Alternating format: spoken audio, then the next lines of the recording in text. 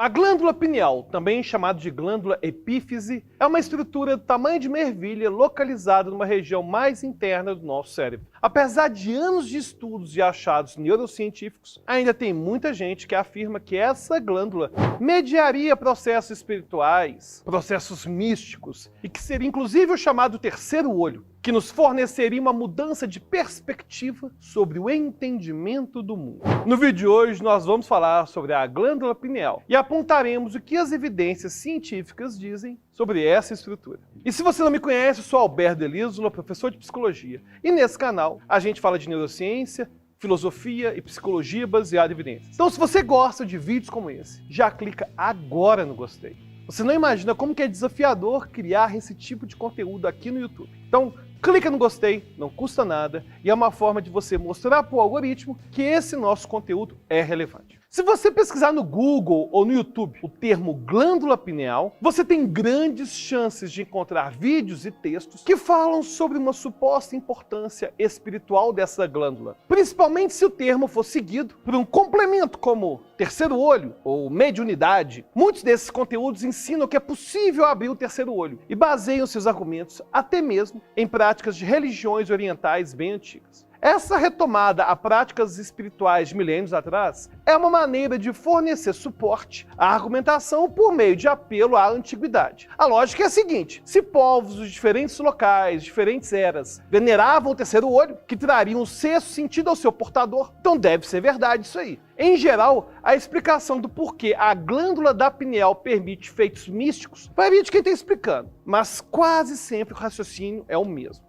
Parte do pressuposto de que nós, seres humanos, supostamente seríamos capazes de sentir o campo magnético do planeta Terra por meio da pineal, além de sentirmos as energias do ambiente por meio dessa estrutura. E essas influências externas atingiriam nossa energia interior, às vezes chamada de chakra, e permitiriam, em última análise, uma conexão entre todos os seres humanos do planeta. Ou seja, a pineal seria como uma antena capaz de captar a energia do ambiente e depois a internalizar. Isso explicaria, por exemplo, por que uma pessoa mal-humorada ou uma notícia triste teriam a capacidade de afetar negativamente o nosso humor. Lembre-se que nesse momento estamos falando do que os proponentes do terceiro olho defendem e não daquilo que é encontrado nas pesquisas científicas, beleza? Mas voltando, por causa dessa função tão singular da pineal, abrir o terceiro olho significaria adquirir novas capacidades, como por exemplo, olhar o mundo de uma nova forma, agir de acordo com aquilo que você acredita, mesmo que outras pessoas te digam o contrário, se conectar de maneira mais fácil com pessoas energeticamente parecidas com você, cuidar mais de você mesmo, viver no momento presente, em alguns casos, ser capaz de ver espíritos e seres de outro plano. Os produtores de conteúdo que apresentam as vantagens de ativar a pineal costumam fazer outras duas coisas. A primeira é indicar como que a abertura pode ser feita, por exemplo, por meio de meditação, de músicas específicas e outros métodos. A segunda seria de alertar contra a calcificação da pineal, que deveria ser evitada ao máximo para que a glândula possa atingir a sua plenitude. A ideia é que o estilo de vida que nós temos hoje que causa essa calcificação da pineal. Por exemplo, o estresse sofrido no dia a dia, consumo de bebida, cigarro, inalação de toxinas, açúcar e um dos alvos mais atacados, o consumo de flúor, aquele que a gente encontra nas pastas de dente. Lembre-se que não há uma padronização no que os defensores dessa proposta dizem, mas quisemos passar aqui a ideia básica que às vezes se repete. Um elemento em comum também é dizer que tudo isso é baseado em ciência e novas descobertas científicas. Bom, para a gente entender o que leva todo esse pessoal a afirmar que eles estão se baseando na ciência, a gente tem que voltar alguns milênios atrás. O médico Galeno, que viveu no século II depois de Cristo, estava interessado em entender como que os movimentos do nosso corpo são levados do cérebro até o músculo, que se contrairá. Para isso, ele analisou o encéfalo humano, que consiste na estrutura que fica dentro da nossa caixa craniana e é composta pelo cérebro, pelo cerebelo e pelo tronco encefálico. E o Galeno notou que existem áreas ocas na parte interna do encéfalo, que hoje conhecemos como ventrículos, e percebeu que tinha um fluido que preenchia esse espaço. Na época, ele levantou a hipótese de que nossas sensações chegam até o encéfalo por meio dos fluidos, e da mesma forma, nossos movimentos seriam conduzidos até os músculos. Essa hipótese de Galeno prevaleceu durante quase 1500 anos, sendo que uma das pessoas que apoiou a sua hipótese foi o importante filósofo René Descartes. Mas apesar de defender essa ideia, Descartes não acreditava que ela cobria todas as explicações para o comportamento humano, que seria, na visão dele, diferenciada dos outros animais. Afinal, diferente de outros seres, os humanos teriam almas e intelectos criados por Deus. Portanto, Descartes propôs que o encéfalo e o corpo controlariam apenas processos compartilhados entre os seres humanos e os animais. Mas as capacidades unicamente humanas existiriam fora do nosso corpo, em uma espécie de entidade espiritual que recebia sensações e comandava movimentos. Bom, e o que a glândula pineal teria a ver com tudo isso? Bom, Descartes acreditava que a conexão entre a mente imaterial e o corpo se dava por meio dessa glândula. É claro que no século XVII, quando Descartes viveu, não haviam achados na área de neurociência, até porque o método científico ainda estava se formando, inclusive com grande suporte da própria obra do Descartes. Ou seja, suas intuições estavam de acordo com o que se pensava na época. Mas muita coisa mudou desde então. A partir do século XVIII, outros cientistas mudaram o foco dos ventrículos e passaram a analisar a estrutura do encéfalo. E o que sabemos hoje é que nosso sistema nervoso é formado por vários tipos de células, sendo as mais conhecidas os neurônios. E essas células possuem uma estrutura que é o corpo celular e outra que é o axônio, sendo que o aglomerado do primeiro é chamado de substância cinzenta e o do segundo é chamado de substância branca. Compreender essa separação básica foi essencial, já que a substância branca é formada por fibras que levam e trazem informações da substância cinzenta. Logo, a noção de que eram os fluidos que produziam os movimentos e as sensações estava toda errada. Um outro achado muito importante da neurociência moderna foi de que todos os nossos processos mentais possuem sim uma base no cérebro. Logo, ao contrário do que Descartes previu, até mesmo raciocínio, sensações unicamente humanas têm raízes em estruturas físicas do nosso corpo.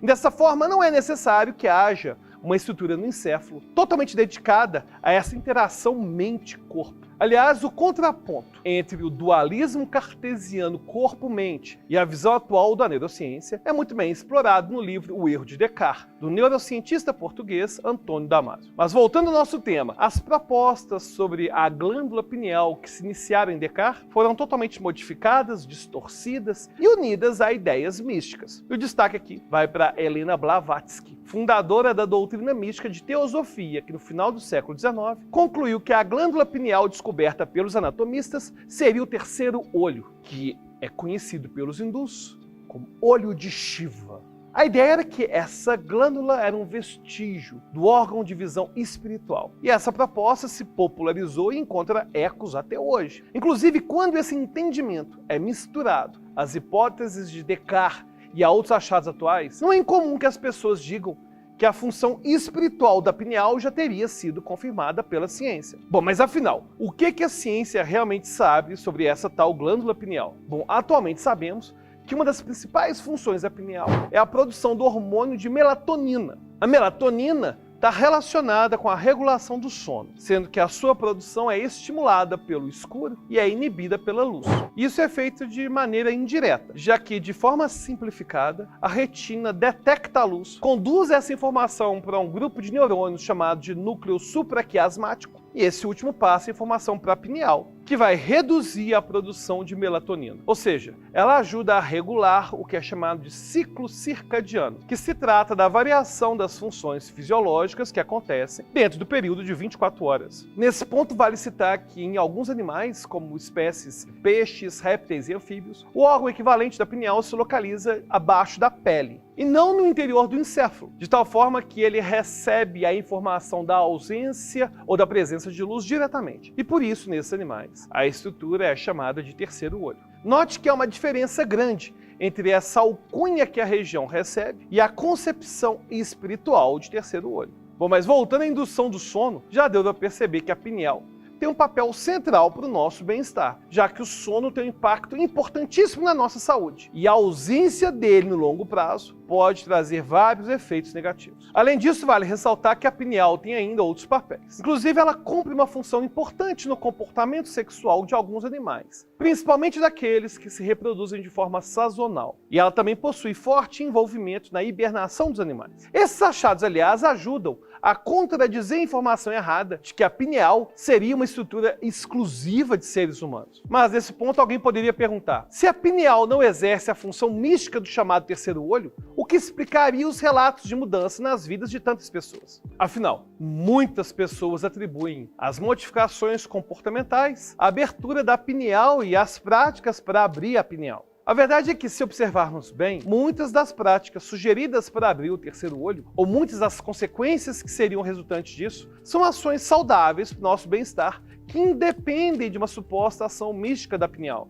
Por exemplo, já temos evidências de vantagens psicológicas causadas pela meditação, o que explicaria os benefícios sentidos por quem pratica a meditação buscando abrir a pineal. Além disso, todo mundo já experimentou o prazer de conversar com alguém a ponto de a conversa simplesmente fluir. O que não deveria ser surpresa, afinal, a boa convivência é essencial para uma espécie social como a nossa. Logo, não precisamos que exista uma energia que flui de uma pessoa até outra para que indivíduos desfrutem da companhia um do outro. E nem precisamos dizer que qualquer um pode se beneficiar com a diminuição do estresse do dia a dia, com o consumo equilibrado de álcool e com a ausência de consumo de cigarros. É claro que os relatos de enxergar espíritos ou seres de outros mundos não estão relacionados com bons hábitos que citamos, e por isso merecem outro episódio especial. Mas já adiantamos que é sim possível encontrar explicações que não sejam sobrenaturais, e elas não possuem nenhuma relação com a suposta abertura do terceiro olho. Verdade seja dita, realmente pode acontecer o fenômeno da calcificação da pineal, mas não é isso que impede as pessoas de terem os benefícios de cuidar mais e mais de si mesmas. Além disso, não tem evidências de que o flúor na pasta de dente esteja realmente envolvido nesse fenômeno. Até porque a quantidade de flúor que a gente consome é muito baixa. A gente não come creme dental, certo? Ou seja, assim como comentamos no vídeo sobre jejum de dopamina, muitas práticas propostas pelas pseudociências envolvem ações que realmente são boas para o nosso bem-estar, apesar de receberem explicações que não têm evidência nenhuma. Note que nós estamos dizendo aqui que existe algum problema em você cultivar um lado espiritual, não tem nada disso. Se está fazendo bem para você, não está machucando ninguém, vá em frente. Mas só tome cuidado com algumas ideias que distorcem conceitos científicos e os misturam com práticas místicas, porque em geral eles propõem métodos não muito acurados para alcançar o bem-estar. E muitas vezes prometem resultados que não podem ser alcançados, o que pode gerar muita frustração. Isso sem falar no fato de desinformar a população sobre como realmente funciona o mundo à nossa volta e como funciona o nosso próprio corpo. A conclusão é que podemos dizer sim, que a glândula pineal contribui para a manutenção da nossa qualidade de vida. Mas isso não quer dizer que ela faz isso de uma forma mística ou sobrenatural. E você, já fez algum exercício para descalcificar a glândula pineal? Gostou do vídeo? Então torne-se um apoiador do nosso projeto. A gente ainda tem sérios riscos do canal parar de funcionar. Então a gente conta com o seu apoio para a gente dar a volta por cima e até a próxima.